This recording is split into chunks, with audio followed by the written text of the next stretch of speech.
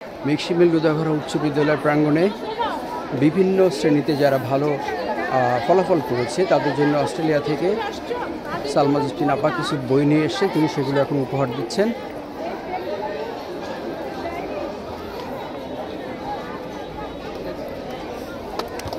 উনি পুরস্কার হিসেবে কলম প্রথমে দিচ্ছেন। Wonderful wonderful, what an environment. বিপুল সংখ্যক শিক্ষার্থী।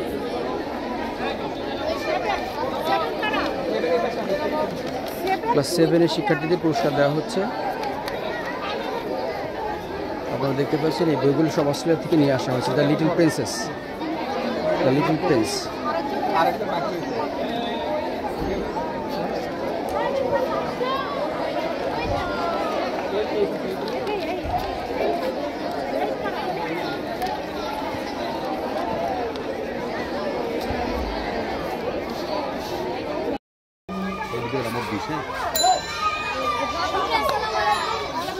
সবাইকে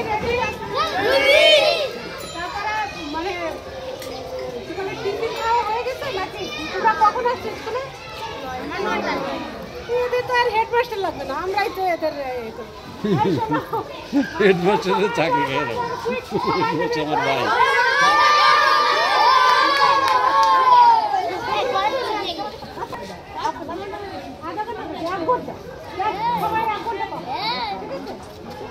ভাই সবাই আসলে আমরা ই দিয়ে দিচ্ছি থাকবো সবাই। তো কারো কারো ইচ্ছে, কার কি ইচ্ছে, অনেক দূরে দূরে যাওয়ার ইচ্ছে অনেকের, অনেকের এই গ্রামেও থাকার ইচ্ছে। যেমন আমি দূরে থাকি তাও আসি, তাই না? তাই এই গ্রামটাকে এইরকম রাখা যাবে যেখানে যেখানে ময়লা, যেখানে যেখানে ভাঙ্গাচোরা রাখা যাবে? আমরা তো ভবিষ্যৎ, আমরা আস্তে আস্তে গ্রামটাকে সাজাবো, তারপরে জেলাটাকে সাজাবো, তারপরে দেশটাকে সাজাবো। তা সাজাইতে গেলে নিজের থেকে সাজাইতে হবে, আর একজন সাজাই দেবে না। তুমিও তো একদিন প্রেসিডেন্ট হইতে পারো এই দেশে। তা তোমার ভিতর যদি সাজানো না প্ল্যান থাকে তাহলে তুমি সাজাবে কি করে? তোমার আজকে প্রধানমন্ত্রী বানাই দিলাম, তুমি কি চালাইতে পারবে দেশ? নিজেকে তৈরি করতে হবে আগে, আমি কিভাবে সাজাবো। তো এই গ্রাম বাস করা এখনো প্রত্যেকের বাড়ি ঘর আছে, সব আছে, কিন্তু বড় হয়ে আমার প্রশ্ন শুরু হয়ে গেছে। কিন্তু বড় হয়ে তোমরা বড় শহরে থাকতে চাও? বড় শহরে থাকতে চাও? সে শহরটা গ্রাম হবে, ওই ছবির মতো করে নিজের মতো করে লিখতে হবে। যে বড় শহরে থাকতে চাও সে শহরে কি কি সুযোগ সুবিধা চাও, কিরকম ড্রিম, স্বপ্নের মতো একটা বড় শহর বানাবো। হ্যাঁ, আবার যারা গ্রামে থাকতে চাও, গ্রামও কিন্তু খুব সুন্দর। জাপানে কিন্তু প্রায় সব গ্রাম, বিউটিফুল গ্রাম। আমি জাপান থেকে আসছি, খুব সুন্দর গ্রাম। প্রত্যেকটা গ্রামে গেলে মানে আল্লাহ বেহেশতে এসেছে এরকম। গ্রামটাকেও সাজানো যায়। কেউ যদি গ্রামে থাকতে চাও, মনের মতো একটা গ্রাম সাজাবা। তোমার মনে যা চাই, যা দেখতেছো তা না। কেউ যদি সুযোগ পাও যে আমি বনের ভিতর থাকবো, আমরা বনের গল্প শুনতাম। বনে যে বনে তো বহু প্রাণী, কারো কারো ড্রিম হইতেই পারে যে আমি বনের ভিতর থাকবো, বিউটিফুল, মানে সারা জীবন ওই ড্রিম। কেউ কেউ বনেও থাকতে পারো, মানে ওদের বলে বনই লেখো। আমরা ওদের কি বলে বনটারে এই দেশে আচ্ছা বন, ধরো জঙ্গল, জঙ্গল, জঙ্গলের ভিতরে মানুষ থাকে, সে বিরাট বাড়ি বানায়, অথবা কাঠের বাড়ি, অথবা পশু পাখিও তাদের চেনে। এরকম যদি কারো ড্রিম থাকে যে না আমি গ্রামেও থাকবো না, শহরে থাকবো না, বনের ভিতরে থাকবো, এইরকম ড্রিমে থাকবো, বুঝছো? আগের বার এক গল্প করছিলাম না, লড়া পড়া। আর তোমাদের এখানে আমরা এই বইগুলো মাঝে মাঝে প্রতি 2-3 মাস পর পর পাঠাবো। এখন তোমাদের ক্লাসের থেকে যে একজনের দায়িত্ব নিয়ে একজন আরেকজনকে দেবে। হ্যাঁ, পড়া হয়ে গেলে প্রতিদিন ব্যাগের ভিতর আনবা। ক্লাসে ওই যে ব্রেক থাকে না একটা ক্লাসে, যে ইচ্ছে পড়ুক, যে না ইচ্ছে হলো মাঠের কর্নারে বসে। তোমাদের একটা গল্প বলি। এই যে এই বিশাল জায়গা নিয়ে তোমাদের স্কুল না, তুমি কি জানো কোনো কোনো দেশে শুধু একটা বিল্ডিংয়ে স্কুল, তারা ইভেন গাছও দেখতে পারে না। এত সুন্দর একটা পরিবেশে স্কুল চিন্তাও করতে পারে না তারা। সে বড় উন্নত দেশ, ছোট্ট ছোট্ট ঘরে ঘরে স্কুল, কারণ তাদের জায়গা নাই। আর আমাদের দেশে আমাদের মারা মানে এত তো জায়গাও আছে, এত সুযোগ, মারা যদি একটা লাউয়ের বীজ লাগায় মাছের উঠে দেওয়া যায়, মানে তাড়াতাড়ি ওঠে। আর এত সুন্দর পরিবেশ এখানে, তো মানে নিজে মানে প্রাউড বাজে, তো গর্ব হওয়া উচিত। আমরা ওখানে পড়াশোনা করতে মানে টিফিনে খালি তোমাদের স্কুলে একটা লাইব্রেরি হচ্ছে। খুশি নাকি?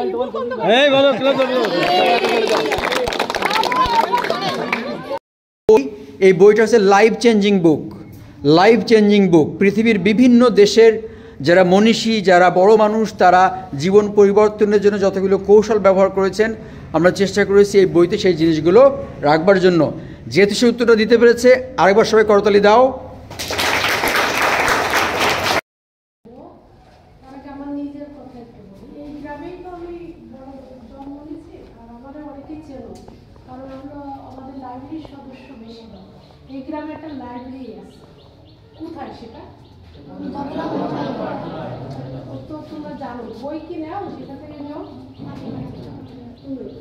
না, বই নিয়ে বই ওখান থেকে নেবে। বই নেবে কেন তার একটা কথা বলি, সেটা হলো কেন লাইব্রেরি করছে।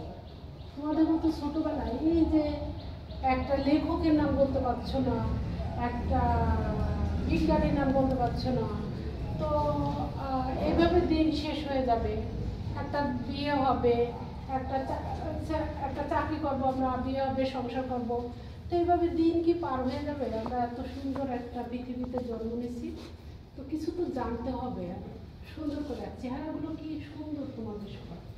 তোমাদের মতো যখন ছিলাম আমরা কখনো বই পাইতাম না, বই ছিল না, তো ওই সমাজ বই, বাংলা বই, বড় ভাই বোনদের তাই পড়তাম বসে বসে। তো শেষ সময় আমি, আমাদের বাড়ির সামনে একটা কলা বাগান আছে, সেখানে ওই মাদুর পেতে গরমের সময় বসে বসে বই পড়তাম, ক্লাসের বইটা পড়তাম, রেডিও শুনতাম। আমি মনে মনে স্বপ্ন দেখতাম যে এই আকাশটা কি শুধু বাংলাদেশের উপর দেখেছে, নাকি বিশ্বের আরো একই রকম আকাশ, নাকি তাদের আকাশ ডিফারেন্ট। মনে মনে ভাবতাম। আর ভাবতাম তারা কি কাপড় পরে, কিরকম ঘর বাড়ি। সে সময় মনে মনে ভাবতাম, জাপানের নাম শুনতাম, ভাবতাম ছোট্ট ছোট ঘর আর ছোট ছোট মানুষ, কেমন যেন মানে বুঝতাম না। কিন্তু এই কেউ বুঝতে পারে না, আমাদের যে জন্ম যেখানে সেটাই শুধু আমরা জানি।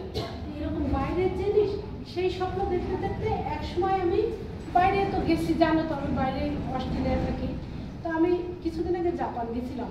আমার মাথার মধ্যে সেই ছোট ছোট ঘর, আমি যে দেখি, আমি তাকাচ্ছি যত দূর, আমার আকাশের উপর পর্যন্ত তাদের বিল্ডিং।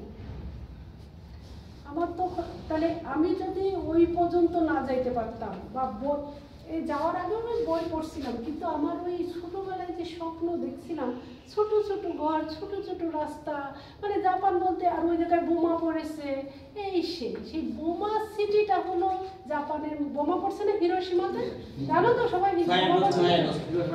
হ্যাঁ, দ্বিতীয় বিশ্বযুদ্ধের সময় ওখানে বোমা পড়ছিল। এটা পড়বা তোমরা সবাই, অনেক লোক মারা গেছিল। সেই সিটিটা জাপানের মধ্যে সবচেয়ে সুন্দর সিটি। এবার সুন্দর জায়গাটাই ফেলছিল মানুষকে ভেঙে দেওয়ার জন্য, সুন্দর জায়গায় সবাই। এত কিছু যে জানতে পারছি, আমি যদি তখন থেকে চিন্তা না করতাম, স্বপ্ন না দেখতাম, তাদেরকে আমার যাইতে ইচ্ছে করতো। আমি আমার ভিতরে আমি কিন্তু চেষ্টা করিনি যাওয়ার, কিন্তু আমি যে স্বপ্ন দেখে আমার নিজেরা তৈরি করছি, আমি একসময় ওখানে পৌঁছে দিচ্ছি। তা স্বপ্ন দেখতে হবে প্লাস পড়তে হবে, ঠিক আছে? সবাই চোখ বন্ধ করো, চোখ বন্ধ করো। আর দু একজন তাকায় আসবে, তারা তো অনেক বুদ্ধিমান, তারা তো বুঝছি। সবাই চোখ, হ্যাঁ চোখ বন্ধ করো। চোখ বন্ধ করে দেখো তো আটলান্টিক মহাসাগর কি দেখা যাচ্ছে? উত্তর দাও, দেখা যাচ্ছে? আটলান্টিক মহাসাগর দেখতে পাচ্ছ? চোখ বন্ধ করো, দেখতে পাচ্ছ? কিন্তু বাড়ির পাশে পুকুর কি দেখা যাচ্ছে? জোরে জোরে বলো, বাড়ির পাশে পুকুর দেখা যাচ্ছে? বাড়ির পাশে নারকেল গাছ দেখা যাচ্ছে? হ্যাঁ, কিন্তু একটা পাইন গাছ কি দেখা যাচ্ছে? চোখ বুঝে কেউ কেউ তাকে আছে, চোখ বুঝে কি পাইন গাছ দেখা যায়? কিন্তু আমাদের তো দেখতে ইচ্ছে করে পাইন গাছ কেমন, নাকি? দেখতে ইচ্ছে করে, যতই বলো আমি জানি দেখতে ইচ্ছে করে। কিন্তু আটলান্টিক মহাসাগর দেখা যাচ্ছে না, ভারত মহাসাগর যাচ্ছে না। টোকিও সিটির একটা টোকিও টাওয়ার দেখা যাচ্ছে কি না?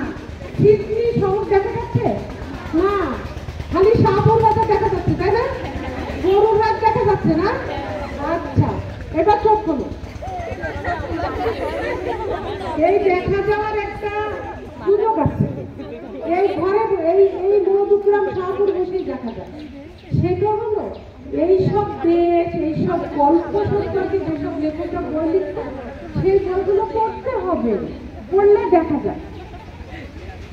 একদম সহজ, তোমার বড় ক্লাসের একটা ইতিহাস, একটা সমাজ বইও যদি হাতের কাছে পাও, পড়ে দেখো, চোখের সামনে দেখা যায়।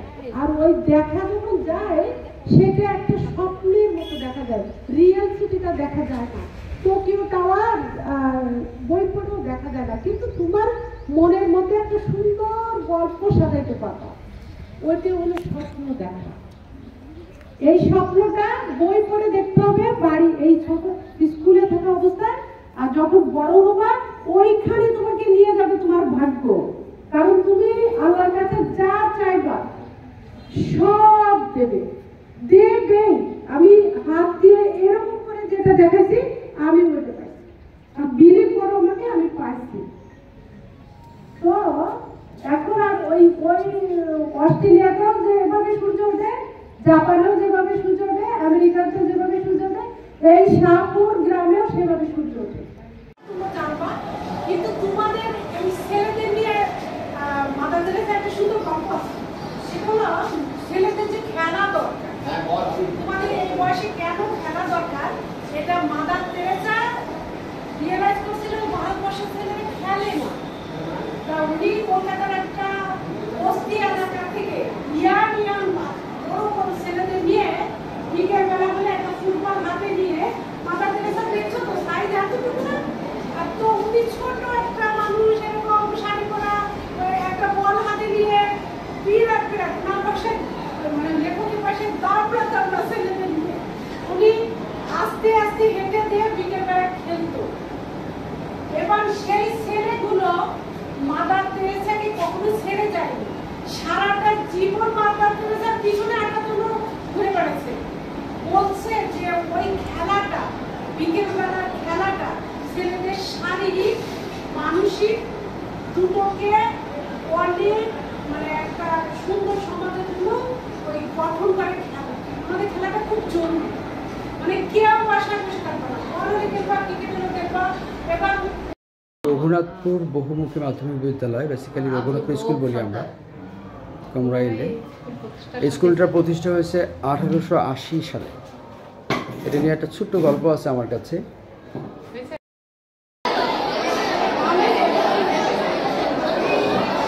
কথা বলতে দিচ্ছে এবং এতক্ষণ তোমাদের মাঝে থাকতে পারছি, অন্যান্য শিক্ষকদের প্রতি আমার সালাম এবং কৃতজ্ঞতা হইল।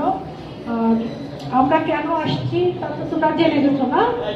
আগামীকাল মধুগ্রাম বটতলা পাঠাগারের উদ্যোগে একটা কুইজ প্রতিযোগিতা হবে বিকাল 3টায় মধুগ্রাম প্রাইমারি স্কুল মাঠে। তো তোমরা প্রথম হলো স্কুল ইউনিফর্ম পরে যেও, তাহলে আমরা বুঝতে পারবো এটা রঘুনাথপুর স্কুল থেকে আসছে। কারণ তোমরা তো অনেক ভালো, মানে অলরেডি রেডি, তো তোমাদের এখানে এসে খুব ভালো লাগছে। আর দুই হলো আমার ছোট ভাই বললো না যে এই স্কুলের প্রতি আমার মায়ের গল্প। এই রঘুনাথপুর প্রাইমারি স্কুলের হেডমাস্টার ছিল আমার নাম, আর এই স্কুলের হেডমাস্টার এবং স্কুল প্রতিষ্ঠার সাথে জড়িত ছিল আব্দুর রব সর্দার, আমার মামা।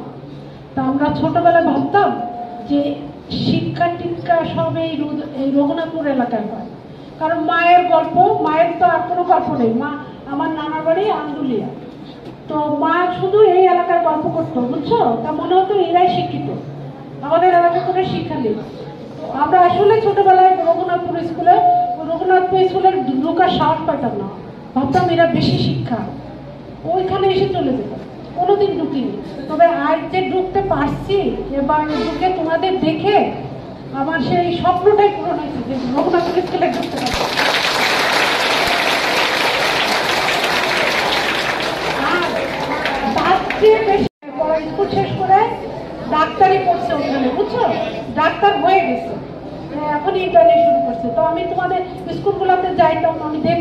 কত স্মার্ট, তোমরা আসলে স্মার্ট, আমি বলার জন্য বলছি না, তোমরা সত্যি স্মার্ট। এখন তোমরা যে কালকে যাবা, কে কে যাবা একটু হাত উঁচু করো তো, না দাঁড়াইতে হবে না, হাত উঁচু করো, না না ঠিক আছে, হাত উঁচু করতে ইচ্ছে না করলে করো না, কিন্তু যার ইচ্ছে করতেছে সেই হাত উঁচু করো। এখন যারা হাত উঁচু করবে, এখানে পর দিন হাত উঁচু করছো, কিন্তু যারা হাত উঁচু করবে তারা কেন চাকরি চাচ্ছ না? ওখানে তো খালি কুইজ প্রতিযোগিতা না, আমরা সবাইকে একটা খাতা দিব, একটা কলম দিব, সেই খাতায় মেসেজ আছে, অনেক বই পড়ে যে মেসেজ পাবো না, সেই খাতাতে অনেক মেসেজ তৈরি করছে খুলনা পাবলিক কলেজের একটা টিম, এবং তোমাদের সেটা খুবই জরুরি, তোমরা যাবা এবং আমরা মূল পরীক্ষা হবে, পরীক্ষার পরে পরীক্ষার খাতা দেখতে থাকবে টিচাররা, আমরা আলাদা একটা কুইজ করব, বিভিন্ন ধরনের গিফট দেবো, চকলেট দেবো, ওটা আমরা অস্ট্রেলিয়া থেকে নিয়ে আসবো, ঠিক আছে?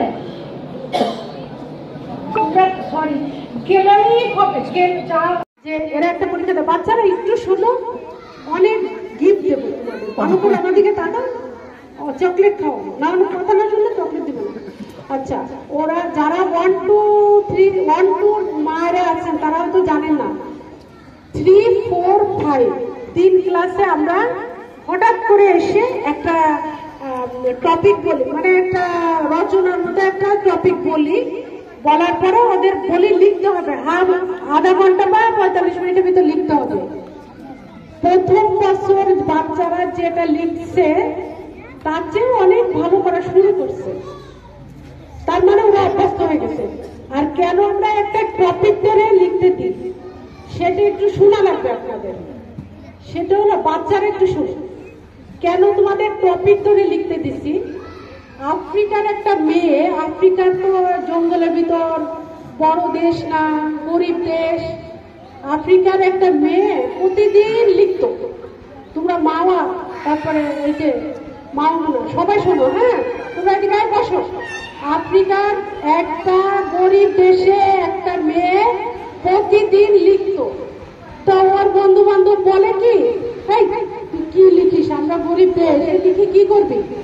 কিন্তু ওর থামতো না, ও লিখতো, ওর কি ঘটে, ওর প্রতিদিন কি ঘটে, ওর খাইতে পারে না, বাবা মার সাথে ঝগড়া হয়, তার বন্ধু বান্ধব মারামারি করে, ও লিখেই যায়।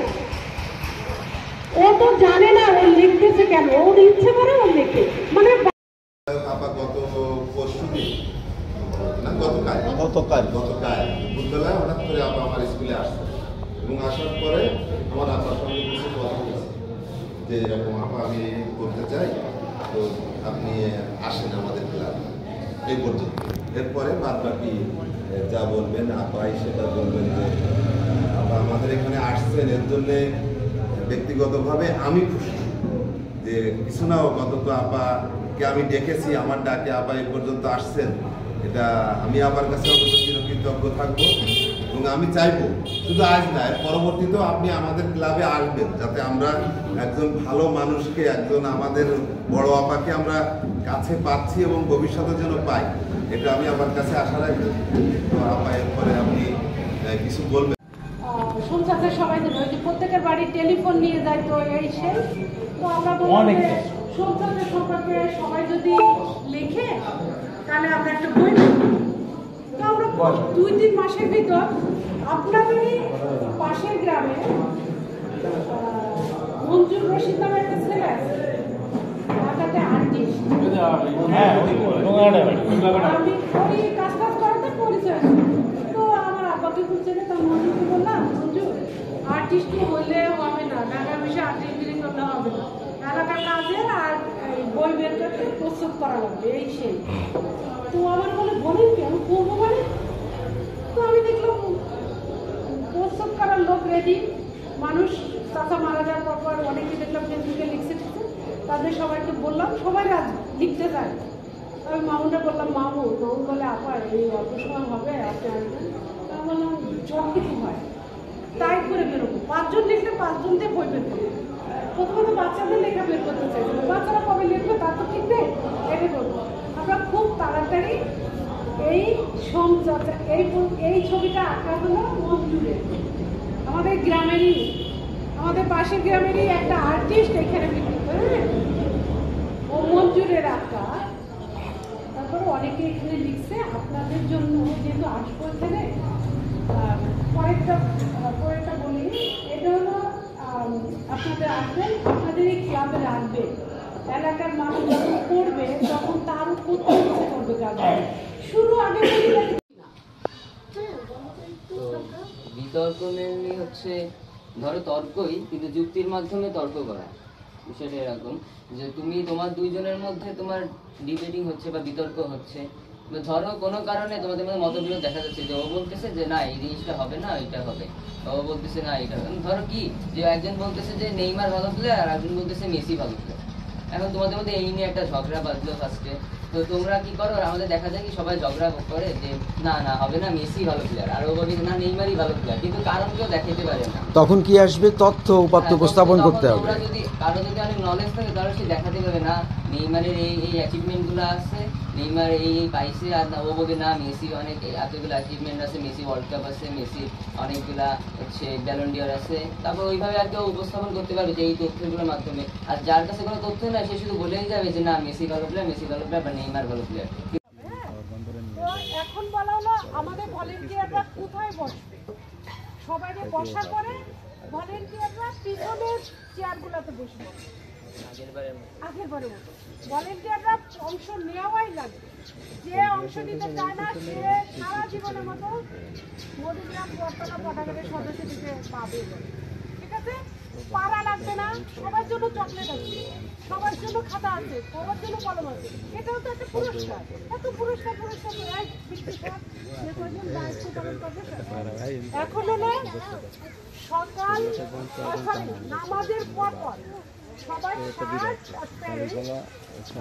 শিক্ষার্থীদের জন্য কুইজ প্রতিযোগিতা, এটি মধুগ্রাম বটতলা পাঠাগারের সৌজন্যে মধুগ্রাম বটতলা মাঠে অনুষ্ঠিত হচ্ছে, এবং আপনারা দেখতে পাচ্ছেন বিপুল সংখ্যক শিক্ষার্থী এই প্রতিযোগিতায় অংশগ্রহণ করছে। তাদের মেধা যাচাই হবে, এবং ভিন্ন ভিন্ন স্কুল থেকে এসছে, অনেকগুলো স্কুল থেকে শিক্ষার্থীরা এখানে এসেছে, বিপুল সংখ্যক শিক্ষার্থী।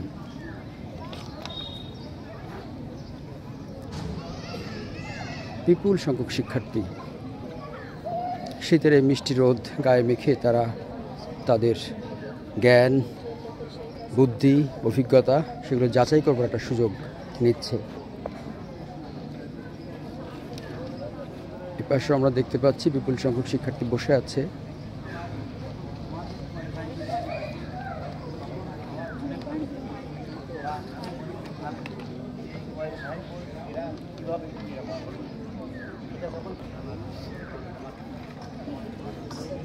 এটা একটা অসাধারণ দৃশ্য। শিক্ষার্থীরা তাদের মেধার যাচাই করবার জন্য উন্মুক্ত পরীক্ষা পদ্ধতিতে বসেছে।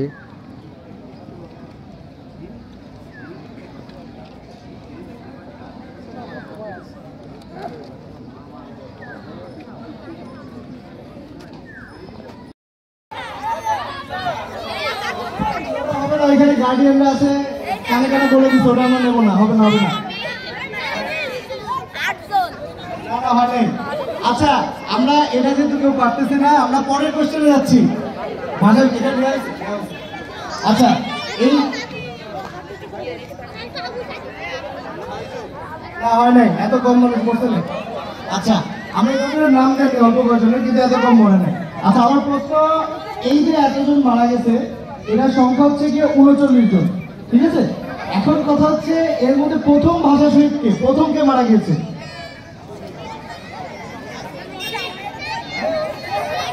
ওর নাম কি? না হয় নাই, বাট রফিকুদ্দিন আহমেদ রফিক হয়েছে স্যার, তাহলে এটা দেওয়া যাচ্ছে। সবাই একটু হাত ধরে দেবো ওর জন্য। কোন স্কুল জিজ্ঞেস করেন তো? আচ্ছা, এটা হচ্ছে 1952 সালে 21শে ফেব্রুয়ারি দুপুর 3:15টার দিকে ঢাকা বিশ্ববিদ্যালয়ের সাথে আমরা সত্যি মানে নিজেদের গর্বিত মনে করতেছি যে ও সেকেন্ড টাইম গতবার চ্যাম্পিয়ন। হ্যাঁ, এখন প্রথমবার লিগ তোমার কাছে জিজ্ঞেস করছি, গতবার তো আসছো আর এবার আসছো, তুমি একটু তোমার অনুভূতিটা জানাতে পারবা?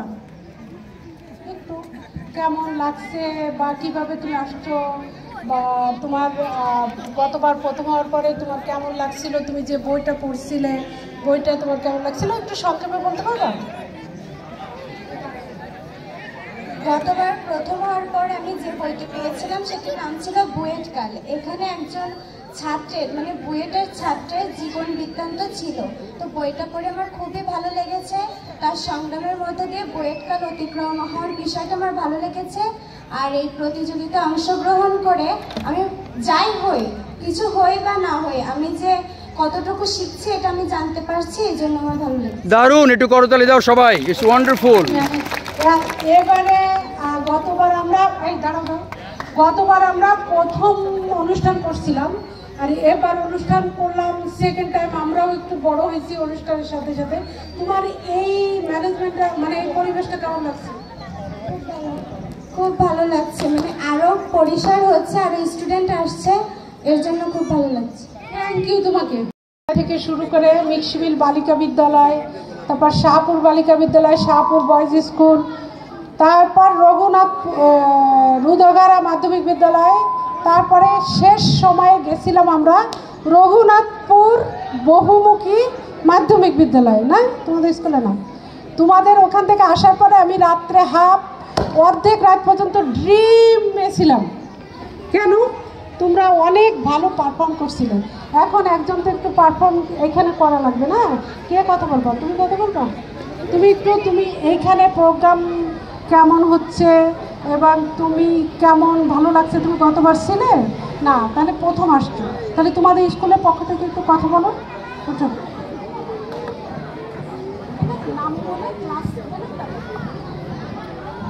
আসসালামু আলাইকুম, আমি রঘুনাথপুর বহুমুখী মাধ্যমিক বিদ্যালয় থেকে এসেছি এবং অষ্টম শ্রেণীতেই পড়ি। আমার নাম শ্রেয়া ইয়াসমিন। আমি এই প্রথম এই পরিবেশে এসেছি, এই প্রথম এরকম একটা জায়গায় কুইজে এসে আমার অত্যন্ত ভালোও লাগছে। কাল যখন স্যার ম্যাডামরা এখানে গিয়েছিলেন, আমাদের হঠাৎ করেই টিচাররা সবাই এই বিষয়ে বলেছিলেন এবং আমরা তো অবাক যে হঠাৎ এখন কীভাবে হবে।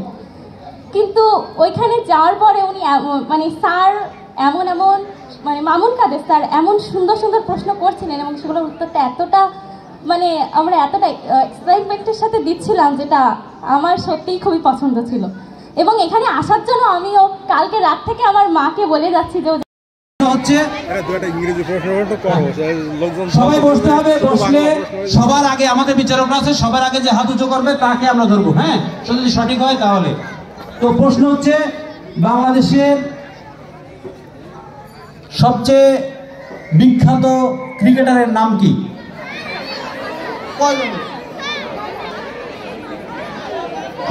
আমি খুব সহজ প্রশ্ন করবো। কে বলছে সর্বপ্রথম? কে বলছে? সর্বপ্রথম ওই যে ওই মেয়েটা দেখো, ওই যে হ্যাঁ, মুশফিক রহমান বলছে। মাশরাফি মুর্তজা। নিতে পারলাম না। তুমি বলো। পাশে গিয়েছে সাকিব আল হাসান। হ্যাঁ, ঠিক আছে, উত্তর সঠিক হয়েছে। সঠিক আছে। বিশ্ব সেরা হলো না। তুমি কোন স্কুল? খুলনা জেলা স্কুল। ওই বাবা, থ্যাংক ইউ। হ্যাঁ, ও আচ্ছা, এটা আরো ভালো। আচ্ছা, তোমরা কেউ গান টান শোনো? হ্যাঁ, শোনো তো। আমি একটা গানের ছোট্ট একটা লাইন বলবো, এই গানটা কে গেয়েছে তোমাদের বলতে হবে। যে হ্যাঁ, ঠিক আছে। প্রশ্নকর্তাকে বলি, গানটার প্রথম লাইন বললে হবে না, গান গেয়ে দিতে হবে। আমি এখানে তো গান গাওয়ার এখন এরকম সুযোগ আসে, যেহেতু প্রশ্ন করতেছি সেহেতু আমি বেশি গান পাই না। আমার পিছনে অনেক ভালো শিল্পী আছে, তবু আমি বলি। হ্যাঁ, এক নদীর রক্ত পেরিয়ে বাংলার আকাশে রক্তিম সূর্য আনলে যারা, তোমাদের দারুণ দারুণ। কোনদিন শোধ হবে না, না না না, শোধ হবে না।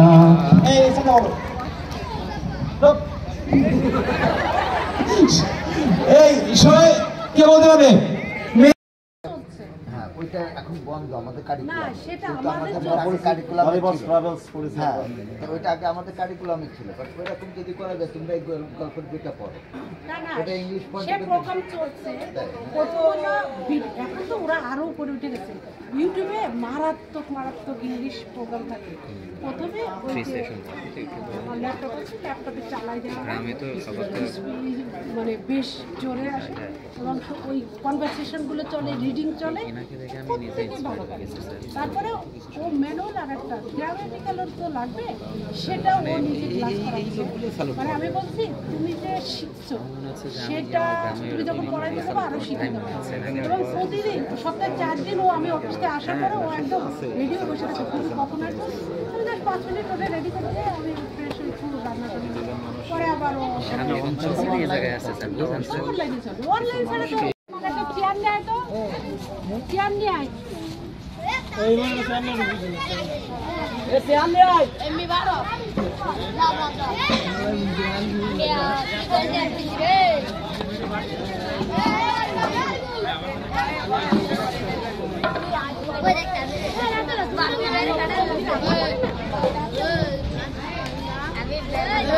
একদম বাড়ি এখানে কোনো কারণ থেকে দাও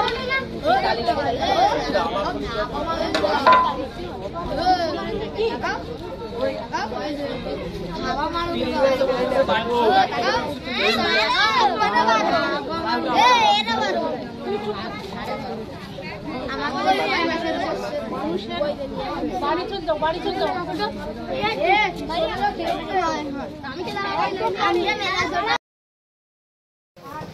আসছে আমাদের দেখতে, তার জন্য একদম ধন্যবাদ দিবা। খালি সুন্দর করে একটা ধন্যবাদ দাও।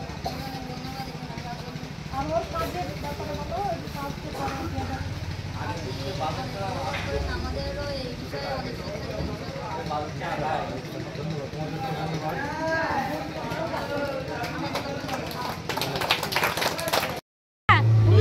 আর বলো ঠিক আছে, তোমার সাথে যাই যোগাযোগ হবে। ঠিক আছে, কান্না বাপ কিসের জন্য বাবা যাও যাও যাও সরে যাও, সরে যাও, সরে যাও।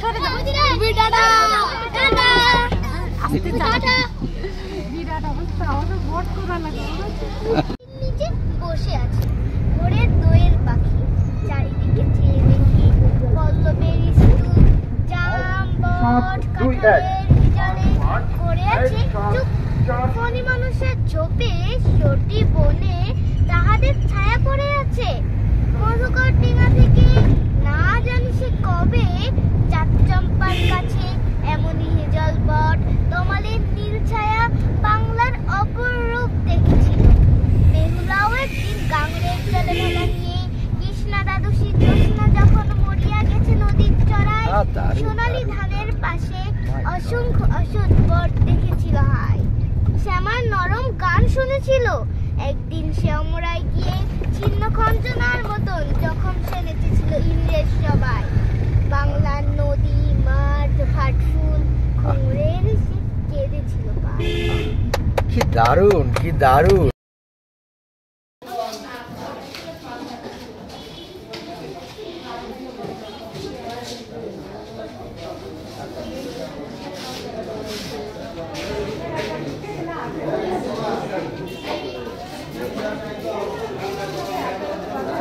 মানুষ সুযোগ দিতে পারছে।